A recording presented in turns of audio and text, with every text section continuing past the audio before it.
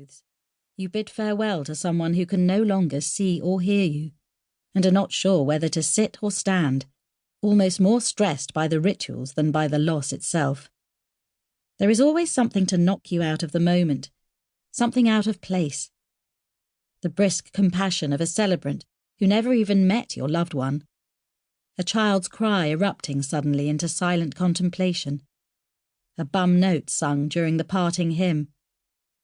And when this happens, you stand alone in your own head, your connection to the departed suddenly stretched so thin it is like a span of spider silk trembling in the air, and you don't know who you are. And then, just as abruptly, grief at the transience of life almost bowls you over, and you find your hands are trembling so much that the words on the hymn sheet have become unreadable. And then you catch yourself wondering if you are honestly grieving for your mother, or whether a selfish grain or two of self-pity may not have crept in and salted the occasion with terror about your own mortality. At the end of the service, I look around. Apart from James and Evie, I recognise only a couple of Mum's friends from the Ramblers Association. One chap accompanied by a grey-haired woman in a dark red hat with a net veil that has probably not been out of its box since a wedding decades ago, and a family of 4.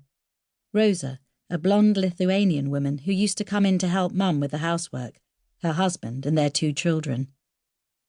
Rosa and I hug briefly afterwards outside the crematorium in the bright daylight. "I'm so sorry about your mother. The news came as a terrible surprise." She considers me. "You look so pale." "How are you, Becky?" she asks, and I give the usual reply. She peers over my shoulder. "And where is your handsome man?" That's a good question. I experience a physical yearning for Eddie that rushes through me like fire. I mumble something about unfortunate timing and quickly change the subject, brightening my tone. "How about you and Lucas? Are you well? You look well, and your girls have grown so much." "Anna is just finishing Key Stage 2. It's a good time for us to move." "You're moving? Where are you going?" She looks surprised, as if the answer is obvious. "Back to Lithuania. To be honest, we don't really feel welcome here anymore. Besides, Lucas says there are good jobs to be had with the energy company, so it makes sense for us to go." She puts her hand on my arm. "You know, I would have come in and helped Jenny more if I'd known she was ill. Not for money, you understand," she adds quickly. "But she didn't tell me she was sick." "She didn't tell any of us," I say. Her death feels unreal. Why hadn't I paid more attention during our twice-weekly calls? I must have missed so many little clues. Had there been some small hesitation when I asked how she was? The answer was always, "Fine, dear. But more importantly, how are you?" And I hadn't recognised this as deflection.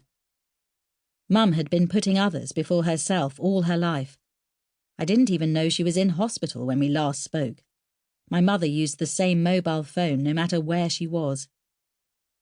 Why didn't she tell us she was so ill? I had asked my brother when he called to break the terrible news. An uncomfortable pause. "She told me," he said, "but only recently. She said there was nothing that could be done, and you already had enough on your plate. She knew I wouldn't fuss and would just get on with doing what she wanted." The word fuss cut deep.